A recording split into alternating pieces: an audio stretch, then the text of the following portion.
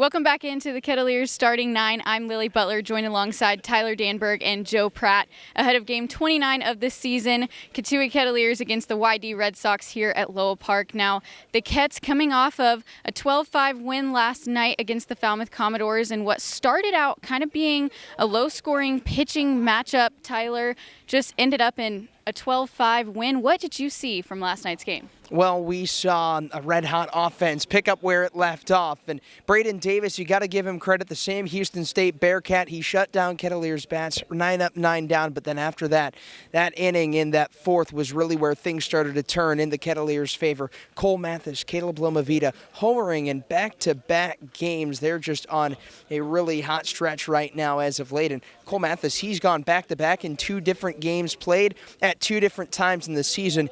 He's driven in 10 runs over his last 2 games. And then tonight, Jansen Kiesel's going to make an appearance on the plate, his 5th appearance for the Kettleers. Joe, what can we expect to see on the mound tonight from both Jansen and the Y-D Red Sox? Yeah, I mean, Jansen's going to be squaring off with Smith Pinson out of Kennesaw State for Y-D, but Jansen, Kiesel, I should say, his last couple games have been in relief. He's come in the game later in the game, pitched a couple innings there, and so he hasn't had a start in a couple weeks here, so it should be really interesting to see him back in that role that he seems a little bit more comfortable in, and I think that his bullpen appearances don't necessarily dictate how great of a pitcher he has been for the Kettleers so far, and he's put together a couple great starts, so that's exactly what they're looking for tonight. Absolutely, and keeping on to tonight, Tyler, what is going to be your key to the game in tonight's matchup?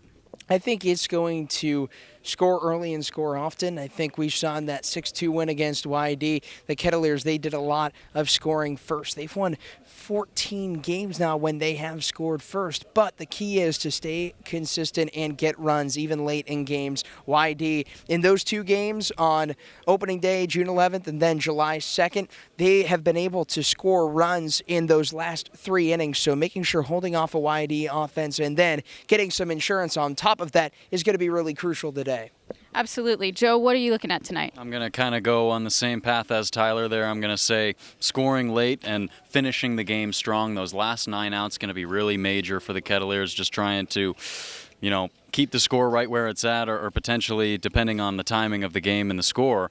But definitely getting those last 9 outs, something that this team has kind of struggled at, especially in these games that they've had wide margins of leads, but they've been almost cut in half at times, as you saw last night, a 12-2 lead going into that 9th inning, and it ends up 12-5. So they're just going to need to keep those teams silent and keep the Y-D Red Sox tonight silent, hopefully in those last 3 frames.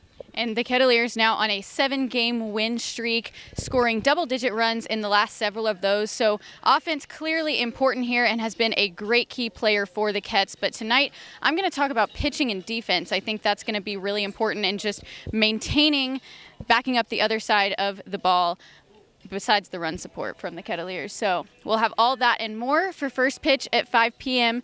Now sending it on up to the booth for Joe and Tyler with the call.